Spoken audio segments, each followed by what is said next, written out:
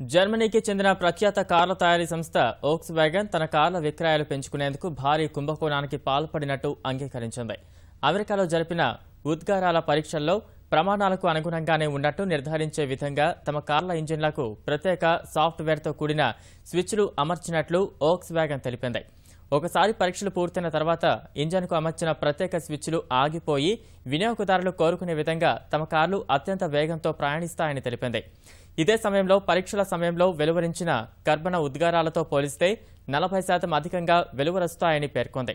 ఇలా దాదాపు 1,10,00,000 వాహనాలను మార్కెట్లో విక్రయించినట్టు తెలిపిన వోక్స్ వ్యాగన్ అమెరికాలోని ఉద్గార నియంత్రణ సంస్థ వేసే జరిమానా చెల్లించేందుకు అనువుగా $7.3 బిలియన్ కేటాయిస్తున్నట్టు వెల్లడించింది.